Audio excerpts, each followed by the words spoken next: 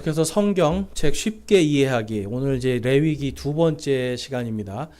이 레위기에서 이제 가장 중요한 핵심 단어는 역시 이제 거룩이라는 거예요. 자, 여러분 지난 시간에 이제 레위기를 이렇게 하면서 레위기가 좀 이렇게 어려운 책인 것 같으셨어요? 아니면 읽어보니까 좀 쉬운 책인 것 같으셨어요? 보니까 제가 설명을 좀 어렵게 하지 않았나요? 근데 이제 이 레위기를 우리가 지난주에 왜 공부해야 되는가를 했을 때 이것이 하나님의 사랑을 알게 해주는 책이에요. 그러니까 여러분 이 레위기는요, 우리가 볼 때 거기에 보면 제일 많이 한국 사람들이 제일 좋아하는 게 뭔지 아세요? 레위기 읽을 때 제사 드리는 방법을 왜 이렇게 좋아하는지. 그러니까 이제 뭐를 잡고 이거 하는데 이게 제가 예전에 그런 생각이 들었어요. 그러니까 제가 청년 때 이 레위기에 대해서 이제 이제 할 때가 있었어요. 그런데 뭔가 막 잡고 뭐 어떻게 제사 드리는 형식을 막 가르쳐 주시는 거예요. 그러면서 딱 거기서 들으면서 무슨 생각이 났냐면 홍동백서, 좌포우회 뭐 이런 거 우리 그 제사상 차리는 거 있잖아요. 예? 그러니까 이게 마치 그냥 이렇게 제사에 이렇게 꽂히게 돼요. 그러니까 우리가 레위기에서 아셔야 되는 게 뭐를 어떻게 잡고 뭐 피를 뿌리고 이게 중요한 게 아닙니다. 왜 그럴까요? 그것은 이미 누가 다 성취하셨기 때문에, 아멘, 예수님이 다 성취하셨기 때문에 우리 신약 시대의 교회는, 성도들은 그거 알 필요는 없어요. 굳이. 그렇지만 그게 누구를 상징한다? 이 피를 뿌리고 동물을 잡아서 죽여서 태우고 하는 이 모든 게 누구를 상징한다는 거예요? 예수님이에요. 그리고 예수님의 구원의 과정을 다 보여주시는 거예요. 예를 들면 예수님께서 십자가에서 못 박혀 죽으시잖아요. 못 박혀 죽으실 때 그 생명을 그 생명으로 우리의 죄값을 누구에게 치르시는 거예요? 우리의 죄값을 하나님께 치르는 겁니다. 어떤 사람들은 예수님께서 우리 죄값을 치렀다고 그 얘기를 하니까 그럼 죄값을 마귀한테 치렀나 그래요. 근데 여러분 우리 생명의 주인이 누구예요? 하나님이시잖아요. 하나님이 우리의 생명의 주인이시고 마귀는 우리 생명의 주인이 아니에요. 그러니까 예수님이 십자가에서 우리의 죄를 대신해서 죄의 값을 치르셨다라는 것은 누구에게 자신의 몸을 드린 거예요? 아멘. 하나님께 드린 거예요. 그러니까 이 구약 시대의 제사는 태워서 하나님께 뭘 올려드립니까? 연기하고 향기를 하나님께 연기하고 이 맛있는 이 하나님이 좋아하시는 이 아름다운 향기를 올려드리는 거예요. 그것을 하나님이 받으십니다. 그런데 신약시대에 예수님이 우리 지난 시간에 김덕원 형제님 말씀하신 거는 그냥 한 방에 모든 죄를 다 한 방에 예수님의 그 피로 완전히 드려지심을 통해서 이제는 더 이상 동물을 잡지 않아도 되는. 그래서 구약시대의 이 레위기는요, 레위기에 나오는 모든 이 희생원물은 1년짜리 단기간의 용서였고 구속이었어요. 그런데 예수님을 통해서 이제는 우리의 모든 구원은 단기간입니까? 영원한 겁니까? 아멘. 영원한 거예요, 이제. 그래서 레위기에서 우리가 볼 거는 바로 그 영원한 분, 영원한 구원, 영원한 대신 속죄, 대속이 이 레위기 안에 그대로 모형으로 들어가 있다라는 걸 볼 수 있어요.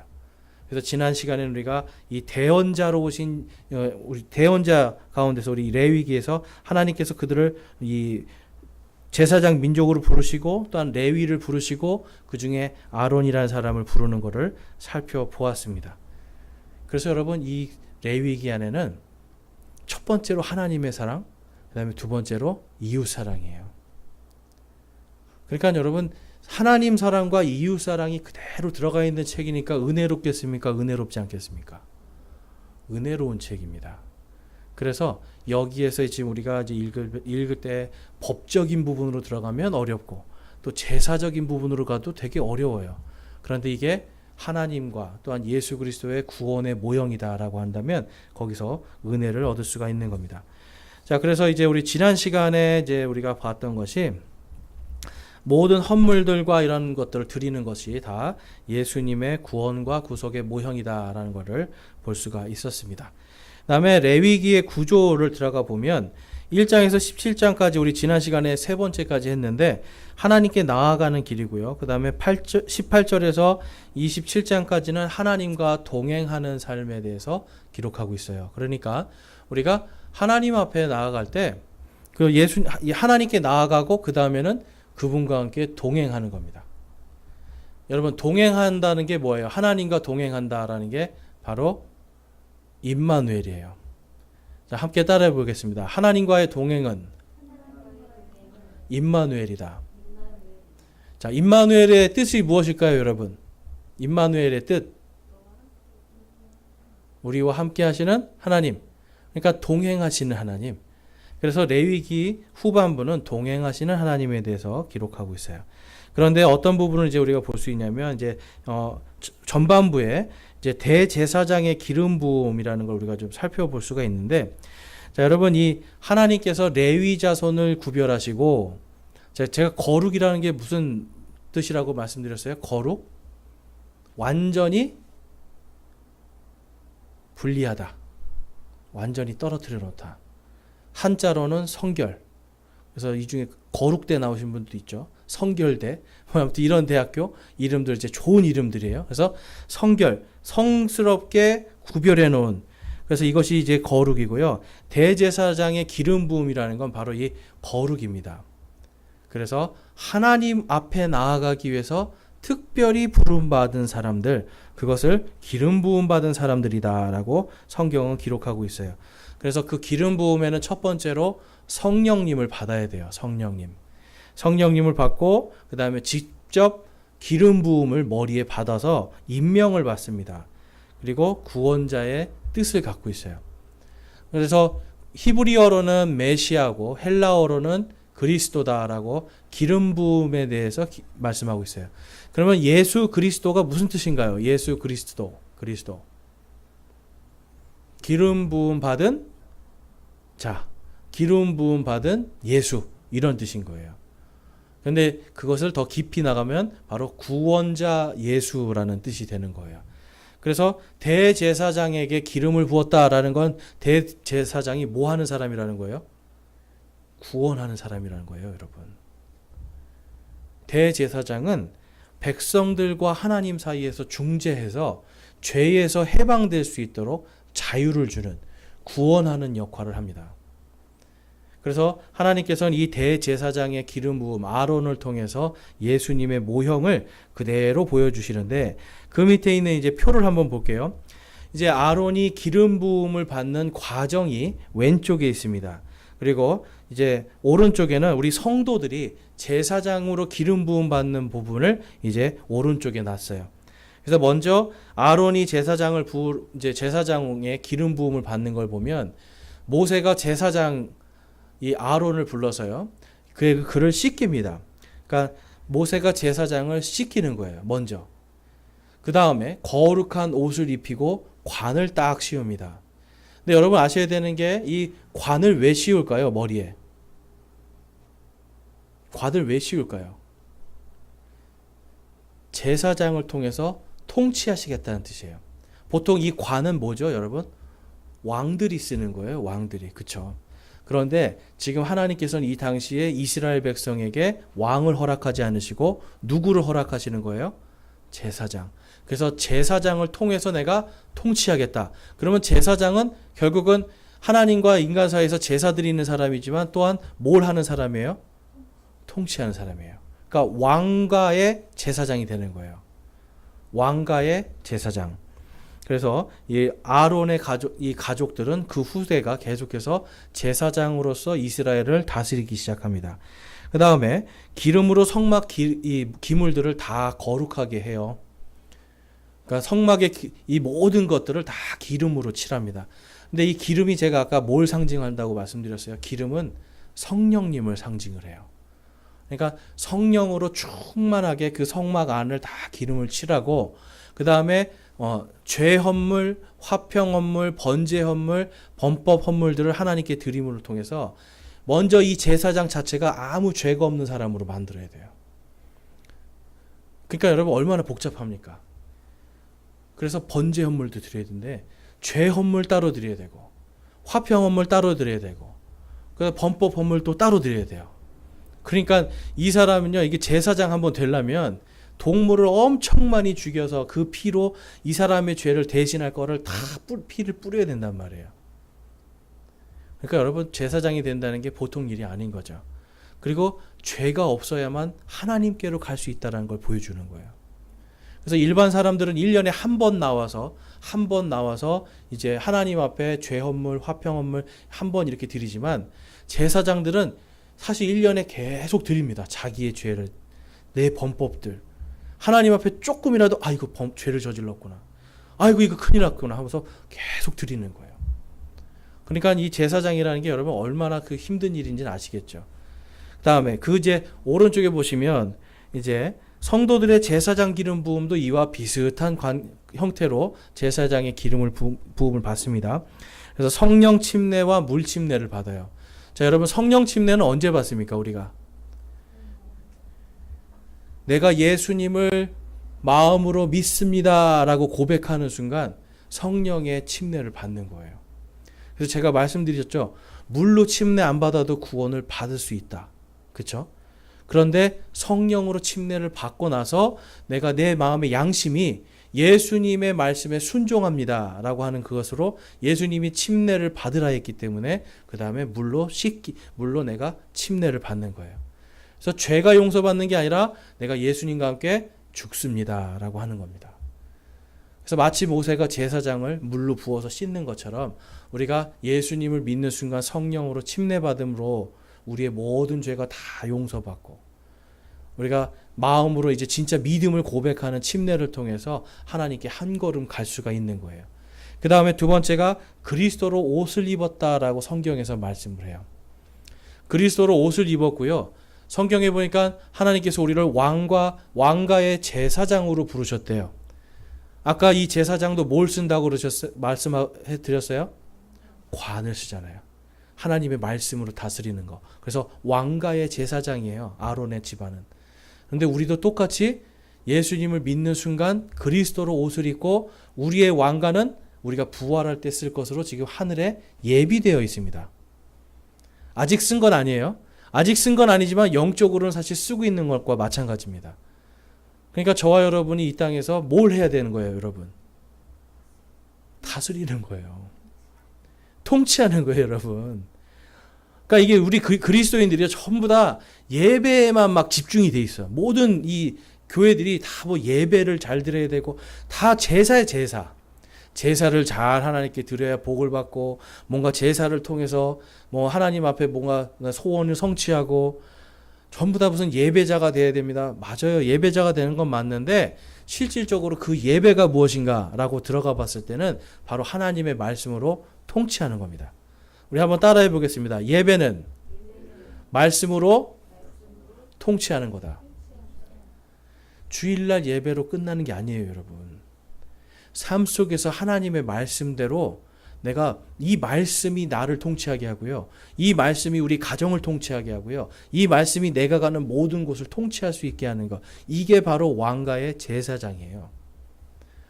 그러니까 주일날 예배 제사 드리듯이 드리는 거. 이거는 여러분 이러한 마인드는 우리가 버려야 됩니다. 당연히 하나님 앞에 우리가 공동체로 모여서 예배드리고 찬양하는 걸 이거는 당연한 거예요. 그렇지만 그 다음에 나가서 세상 속에서 왕가의 제사장으로서 뭘 해야 돼요? 말씀으로 통치하는 것. 그래서 제가 성경에서 뭐가 제일 세 가지 핵심 단어가 있다고 말씀드렸죠. 성경에 하나는 언약, 왕국, 경륜입니다. 기억을 하기 위해서 한 번 더 해보겠습니다. 하나님의 언약, 하나님의 왕국, 하나님의 경륜. 그러니까 말씀 안에서 하나님이 언약하시고 말씀으로 통치하시고 말씀을 성취하시는 거예요. 레위기에는 그것이 그대로 들어가 있습니다. 그 다음에 4번을 보면 3번을 보면 성령님께서 우리를 거룩하게 구별을 하셨어요. 우리 안에 예수님을 믿는 순간 우리 안에 누가 들어오시는 거예요? 성령님께서 들어오심을 통해서 우리가 전부 다 기름 부음 받은 자들이 되는 겁니다. 여러분, 그리스도인이다라는 뜻은 그리스도가 제가 뭐라고 말씀드렸어요? 기름 부음 받은 자. 그러니까 그리스도인은 기름 부음 받은 자들이에요. 우리 안에 누가 이미 기름을 다 바르셨어요? 성령님이 기름을 다 바르신 거예요. 그러니까 성경에서 보니까 성령님이 우리 안에 계시기 때문에 우리의 몸이 무엇이 되었다라고 말씀하세요? 성전. 여기는 지금 우리의 몸은요, 하나님께서 기름 부음을 받아 지금 성령으로 충만한 곳입니다. 그러니까 이 성전을 거룩하게 지켜야 됩니까? 지키지 말아야 됩니까? 그래서 건강관리해야 되는 거예요. 이 성전을 잘 지키기 위해서. 그래서 건강관리를 위해서 담배, 술 이런 거 나쁜 것들, 몸에 좋지 않은 것들을 먹지 않기 위해서 우리가 노력해야 되는 거예요. 어떤 분들은 건강을 위해서 신앙생활 하시는 분들도 있어요. 근데 여러분, 건강을 위해서 신앙생활 하는 게 아닙니다. 하나님이 주신 이 몸을 잘 가꾸는 것으로 신앙생활을 하는 거예요. 그 다음에 4번을 보면 이 아론의 제사장은 죄, 화평, 번제, 번법, 동물의 피를 들여서 하나님께 드림으로 자기가 깨끗해졌잖아요. 그런데 우리 성도들은 누가 한 방에 끝내셨어요, 이거를? 예수님께서 십자가에서 이것을 단 한 번 모든 것을 헌물이 되어 돌아가심을 통해서 우리 그리스도인들은 이제 그분의 피로 전부 다 의롭게 되었다라고 성경이 말씀합니다. 그 다음에 이 아론의 제사장 기름 부음 5번을 보시면 요제 헌물이 나옵니다. 요제 헌물. 자, 요제 헌물이 뭐냐면요, 여러분. 쉽게 말해서 이렇게 보시면 돼요. 이 헌물을 들어가지고 막 흔드는 거예요, 이렇게.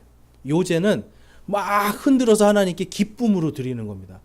그래서 언제 많이 하냐면 초실절에 이걸 많이 해요.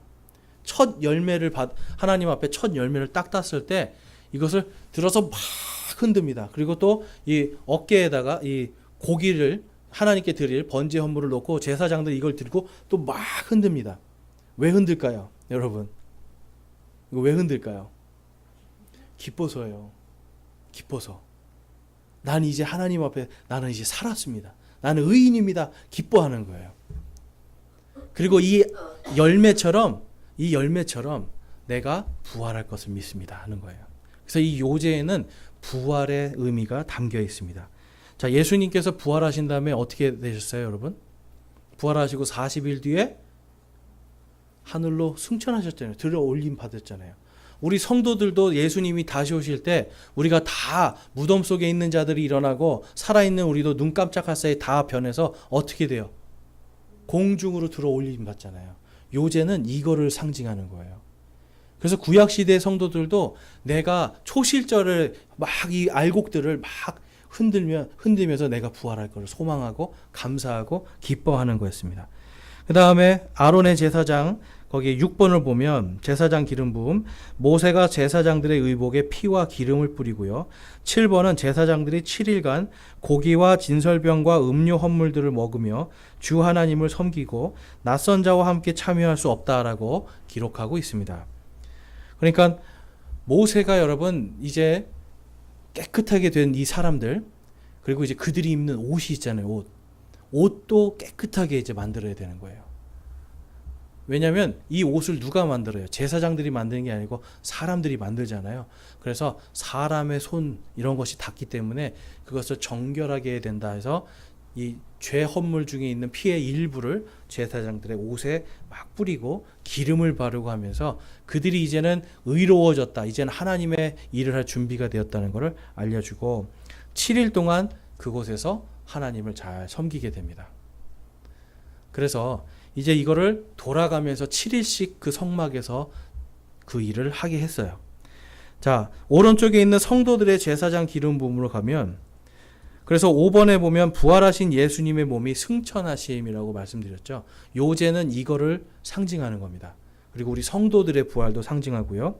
그 다음에 6번에 그리스도의 성령께서 성도들에게 임하심, 이것을 통해서 우리를 인쳐주심을 통해서 이제는 우리가 주님 앞에 완전한 거룩한, 완전히 의로운 그러한 주님의 백성이 되었음을 성령께서 보증해 주고 계세요.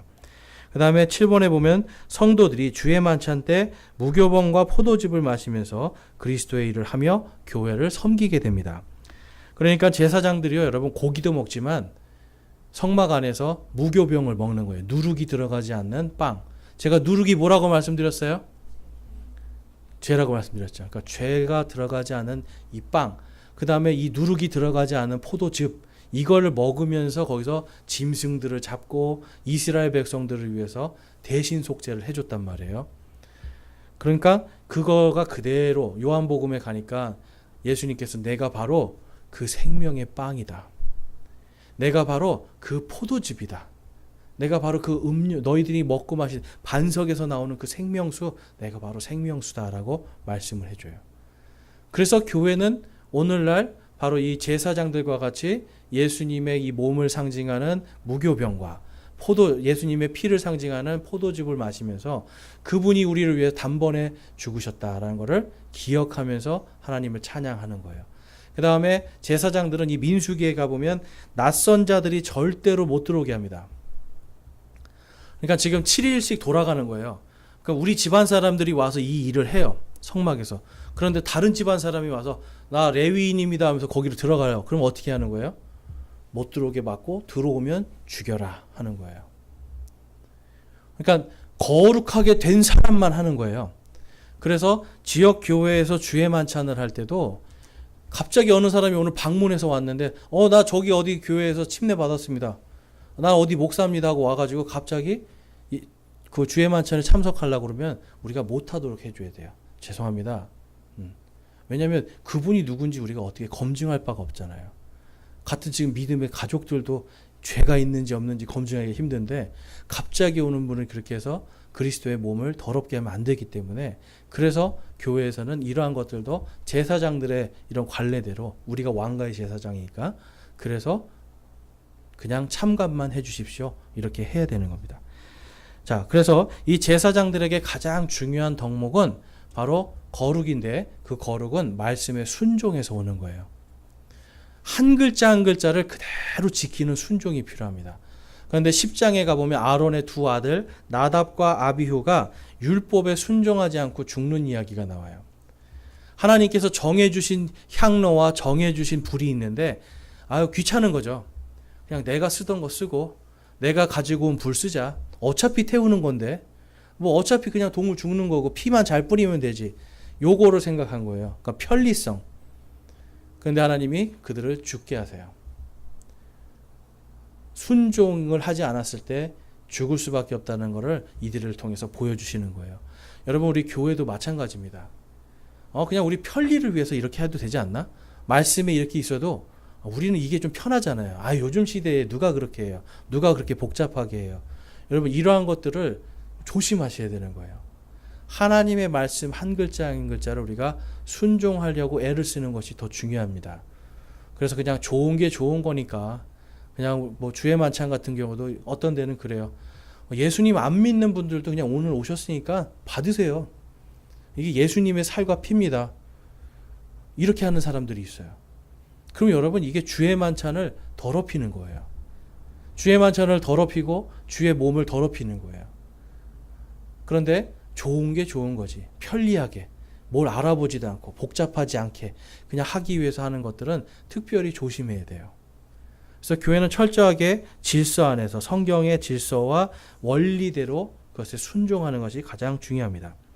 그래서 이 5번에 보시면 백성들의 거룩함에 대한 이제 명령을 하나님께서 내리시는데요. 레위기 이제 11장에서 16장까지는 먹는 거, 입는 거, 집, 그리고 접촉하는 거, 이거 종교와 정결의 법 이러한 것들이 들어가 있어요. 그러니까 이때 당시에는 고등어를 먹으면 됩니까? 안 됩니까? 왜 안 돼요? 맞습니다. 비늘이 없는 고기는 먹으면 안 돼요. 그러니까 여러분들이 장어를 좋아하신다면 먹지 못하는 거예요. 그냥 율법식으로 해야 된다면. 그렇죠? 그 다음에 뭐 다른 것도 못 먹어. 돼지고기도 못 먹어요. 돼지고기도 못 먹고. 그러니까 이러한 것들을 우리가 좀 이 율법 안에 갇혀 있으니까 이게 막 되게 어려워지기 시작해요. 그러니까 안식일교 같은 경우는 하나님 말씀 잘 지켜야 된다고 그래서 진짜로 안식일교에서는 지금도 서로 싸운대요. 돼지고기 먹어야 되냐 말아야 되느냐. 자, 여러분 돼지고기 먹어도 됩니까 안 됩니까? 그리스도인들이. 왜 돼요? 하나님께서 베드로에게 보자기에 수많은 짐승들이 쫙 있는 걸 보여주시고 그것이 내려왔을 때 내가 이것을 먹어라 그러세요. 예수님이 십자가에서 단번에 죽으심을 통해서 이제는 우리가 뭐든지 다 먹을 수 있게 됐습니다. 먹을 수 있는데 성경에 보니까 피채로 먹지 말래요. 그러니까 쉽게 말해서 생으로 살아있는 거 잡아서 먹고 야만인들처럼 피를 마시고 이런 건 하지 말라는 거예요. 잘 익혀서 피가 완전히 없게 잘 익히고 그래서 충분히 정결하게 그리고 누가 봐도 야만적이지 않게 먹으라는 거예요. 그래서 여러분 한국 사람들은 고민을 합니다. 순대하고 선지를 먹어도 되는지 안 되는지. 어떠세요 여러분? 어떻게 생각하세요? 지금 레위기 11장에서 16절에 보면 16장까지 보면 우리가 고민해야 돼요. 순대에 돼지피가 들어가는데 선지 해장국에 선지가 들어가는데 먹어도 되는지 맞는지. 근데 여러분 잘 익힌 것들은 먹어도 됩니다. 그런데 여러분의 양심이 만약에 꺼리낀다면 드시지 마세요. 내가 하나님의 말씀에 내가 꺼리낀다 그러면 드시지 않아도 돼요. 고린도전서에 가보면 너희들이 먹어도 된다고 돼 있어요. 그렇지만 피채로 있는 그대로 살아있는 거 생으로 먹지 말라. 이것만 말씀하시는 거예요. 그래서 이제는 율법이 아니라 이제 우리의 양심 안에서 먹고 싶고 그런 것들은 먹어도 되지만 대신 피채로 그 피를 마시거나 그런 것들은 우리가 조심해야 된다라는 걸 볼 수가 있습니다. 회도 먹어서는 안 되겠죠, 사실. 그러니까 이게 엄청난 재앙이 육회 이런 거 큰일 나는 거예요. 그러니까 다 좋아지는 거 아니에요, 그때? 그러니까 이게 참 어려운 겁니다. 그래서 레위기가 어렵다고 하는데 그러한 것들은 우리가 이제는 이 시대는 자신의 양심에 맡기면 돼요. 그리고 먹는지 먹지 말든지 그걸로 판단하지 말라고 했어요. 너는 믿음으로 안 먹느냐? 난 믿음 안에서 먹을 수 있다. 이게 이제 신약 시대의 원리입니다. 자, 그런데 이제 거기 보니까 왜 하나님께서 먹지 말라고 했는가 보면 이게 다 위생하고 관련이 돼 있어요. 박쥐 같은 거는 요즘에 여러분 이제 사람들의 탐욕으로 박쥐를 막 키우고 낙타를 키우고 해서 거기서 무슨 병들이 나타나는 거예요? 코로나 바이러스도 나타나고 코로나보다 더 무서운 메르스 이건 낙타에서 생겨요. 그 다음에 돼지 독감. 여러분 스페인에서 돼지 독감이 생겼는데 5천만 명이 죽었었습니다. 예전에. 그러니까 돼지를 기르는 거예요. 내 탐욕 때문에. 돼지를 많이 기르려고 하다 보니까 야생 돼지가 아니라 많이 기르려고 하다 보니까 거기서 병들이 생기는 거예요. 그래서 그게 사람한테 전염이 되고 그게 돼지 독감으로서 5천만 명이 죽게 됩니다. 그러니까 당시에는 이러한 것들이 너무나 많았기 때문에 하나님께서 그러한 것을 잘 철저하게 청결하게 지키라. 그래서 보호해 주시는 사랑이에요. 곰팡이도 마찬가지입니다, 여러분. 곰팡이 없애는 게 이 이스라엘 사람들에게 첫 번째 일이에요, 여러분. 곰팡이. 그러니까 우리는 이제 집에 욕실에 가면 곰팡이 조금씩 있어도 그냥 아무렇지 않잖아요. 근데 이 사람들한테는 이 곰팡이 큰일 나는 거예요. 왜 그럴까요? 이 곰팡이가 상징하는 게 뭘까요? 죄예요, 죄. 그래서 피부에 검은 버짐이나 이런 게 나면 뭐라고 생각하는 거야? 저 죄를 저질렀구나. 그래서 버짐 같은 게 더 커져서 이제 나병이 되고 그래서 피부병들을 총칭해서 나병이라고도 불렀어요. 정말 그냥 썩는 피부병, 썩는 그 나병도 있지만 피부병이 심한 것들도 나병이라고 불렀어요. 그래서 그러한 사람들은 어떻게 했어요, 여러분? 그 다음에 성경 말씀을 볼게요. 레위기 13장 45절 말씀 같이 한번 읽어보겠습니다. 레위기 13장 45절 시작. 그 병이 있는 나병 환자는 자기 옷을 찢고 자기 머리에 쓴 것을 벗고 덮개로 윗 입술을 가리고 외치기를 부정하다 부정하다 할 것이요. 여러분 이게 뭐예요? 자기 머리에 쓰고 있는 이 두건을 벗어서 여기다가 묶으래요. 마스크입니다. 마스크. 비말 방지. 그 다음에 부정하다 부정하다는 뭘까요? 사회적 거리두기입니다. 사회적 거리두기. 나 걸렸으니까 오지 마라 오지 마라 해서 사회적 거리두기 하는 거예요. 그러니까 이 하나님께서 이미 레위기에 마스크하고 사회적 거리두기를 다 해놓으셨어요. 그러니까 왜 이렇게 합니까? 당시에는 약도 없고 그 척박한 땅이잖아요. 그래서 하나님이 이들을 살리기 위해서 하시는 거예요. 그래서 레위기에는 하나님의 이 아주 섬세한 사랑이 들어가 있습니다. 그 뒷장으로 가보시면 이제 대제사장이 이제 속죄를 하는 사역에 대해서 나와요. 이 구속이라는 말에는요, 덮는다라는 말이 있어요. 여러분 우리가 죄를 용서해 줄 때 그런 말 쓰지 않아요? 죄를 덮어준다. 구속이라는 뜻이 거기에 있어요. 히브리어에서도 죄를 용서해 준다는 게 죄를 덮어준다는 뜻이 있어요. 왜 그럴까요? 하나님은 아시잖아요. 그런데 인간이 그거를 덮어주는 거예요. 우리의 죄가 아무리 여기서 동물을 잡고 뭘 해서 피를 뿌려도 잠깐 덮어주는 거지 이게 완전한 용서는 아니었거든요. 그래서 이 당시에는 이 레위기에서 쓰이는 이 구속이라는 단어는 덮어준다.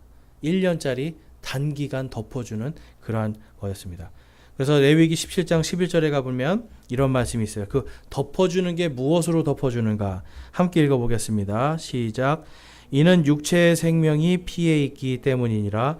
내가 이 피를 너희에게 주어 제단 위에 뿌려 너희 혼을 위해 속죄하게 하였나니 피가 혼을 위해 속죄하느니라. 아멘.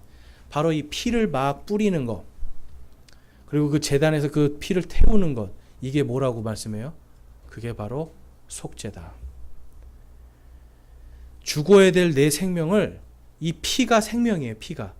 그래서 이 피를 나 대신 짐승이 대신 그 모든 죄를 지고 죽어주는 것. 내가 저 지옥에서 불구덩이에서 타야 되는데 나 대신 누가 타는 거예요? 짐승이 타는 거예요. 그걸 보면서 내가 죄를 지으면 저렇게 되겠구나. 하나님 잘못했습니다. 특별히 여러분, 거기 이제 지난주에 우리가 봤던 것 중에 하나가 뭐였냐면, 범법 헌물과 죄 헌물은요, 번제단에서 태우는 게 아니라 진영 바깥으로 나가서 쓰레기 소각장에서 태워버려요. 완전히. 그러니까 내 죄된 몸, 범죄한 내 몸은 저 바깥에 쓰레기장에 가서 갖다 버리고, 뭐만 태워요? 내장만. 내장만 태워서 콩팥과 간과 내장만 태워서 하나님께 올려드려요. 그래서 내가 정말 죽어야 되는데 이 짐승이 나 대신 죽고, 내 안에 있는 내 겉사람은 저기 완전히 가서 죽지만 내 속사람이 하나님께 드려지는구나, 이렇게 보는 시청각 교육으로 하나님이 이러한 걸 하게 해주신 거예요. 그래서 이러한 것들이 된 다음에 그 다음에 18장부터는 이제 하나님과 동행하는 삶을 가르쳐 주는 것을 볼 수가 있습니다. 그래서 레위기 후반부에는요, 바로 이 하나님과 동행하는 제사장들, 그리고 제사장의 거룩한 삶, 그리고 이 성도들의 거룩한 삶에 대해서 말씀해 주고 있어요. 그런데 이 모든 것이 이제 결국은 누구를 상징하는가? 우리 그 밑에 히브리서 7장 27절을 볼게요. 이 모든 것이 예수 그리스도와 우리 왕가의 제사장인 성도들을 상징하는 걸 볼 수가 있습니다. 히브리서 7장 27절 말씀 함께 읽어보겠습니다. 시작. 그분께서는 저 대제사장들과 같이 먼저 자기의 죄들로 인하여 날마다 희생물을 드리고 그 다음에 백성의 죄들로 인하여 희생물을 드릴 필요가 없으시니 이는 그분께서 친히 자신을 드릴 때에 이 일을 단 한 번에 행하셨기 때문이라. 아멘. 원래 제사장들은 동물을 죽여서 막 하나님 앞에 갈 수 있었잖아요. 피를 뿌림으로. 그런데 예수님은 십자가에서 자신의 몸을 희생물로 드림을 통해서 하나님께 곧바로 가실 수가 있게 되는 거예요. 단번에. 단번에가 중요합니다, 여러분. 2번, 3번이 아니라 단번에. 자, 그 밑에 계시록 1장 6절 말씀 같이 한번 읽어보겠습니다. 시작. 하나님 곧 자신의 아버지를 위해 우리를 왕과 제사장으로 삼으신 분께, 즉 그분께 영광과 통치가 영원 무궁토록 있기를 원하노라. 아멘. 우리가 뭐가 됐다고 그래요? 우리가 왕과 제사장. 아까 제사장이 뭐 하는 역할이라고 했어요? 하나님의 말씀으로 통치하는 사람들. 그래서 여러분, 왕과 제사장으로 불렀다라고 계속 성경이 얘기해요. 신약 시대의 성도들은 하나님의 말씀으로 가지고 가서 사람들을 통치하는 거예요. 말씀이 그들 안에서 역사하게 해주고요. 그 말씀으로 그들이 하나님과 화해하게 해서 하나님의 사람으로 거듭날 수 있도록. 저와 여러분이 그래서 중요한 사람이에요. 저와 여러분이 뭘 해야 돼요? 하나님의 말씀으로 이 땅을 다스리고 통치하고, 하나님의 말씀으로 죽어가는 자들을 살리고, 하나님과 인간 사이에서 하나님의 말씀으로 이들이 서로 뭐 할 수 있게? 화해할 수 있게. 그래서 성막에서 하나님께서 제일 중요하게 성막을 왜 만들라고 하셨다고 그랬어요? 내가 너희와 대화하리라. 우리가 하나님과 사람들이 대화할 수 있게 해주는 사람들이에요.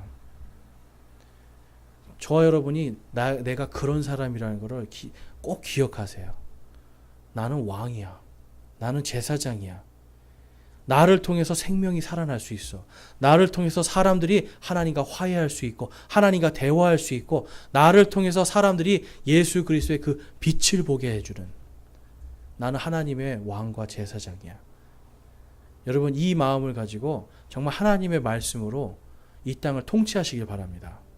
말씀으로 여러분들이 승리할 수 있길 바랍니다. 그러한 믿음으로 사는 저와 여러분이 되시길 주님의 이름으로 축원합니다. 레위기는 이제 오늘 여기까지 해서 마치고요. 우리 다음 주에는 민수기로 하겠습니다. 네, 수고 많으셨고요. 기도하겠습니다. 하나님 아버지, 감사합니다.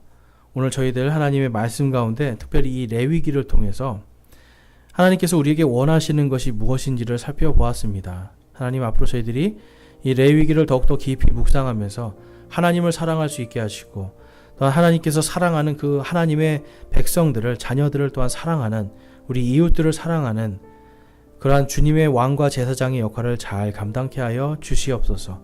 하나님의 말씀으로 통치하는 자들이 되게 해 주시고 말씀으로 승리케 하여 주시옵소서. 주님께서 저희의 모든 발걸음마다 함께 하시고 성령으로 충만케 해 주실 줄로 믿습니다. 우리 주 예수 그리스도의 이름으로 감사하며 기도드리옵나이다. 아멘.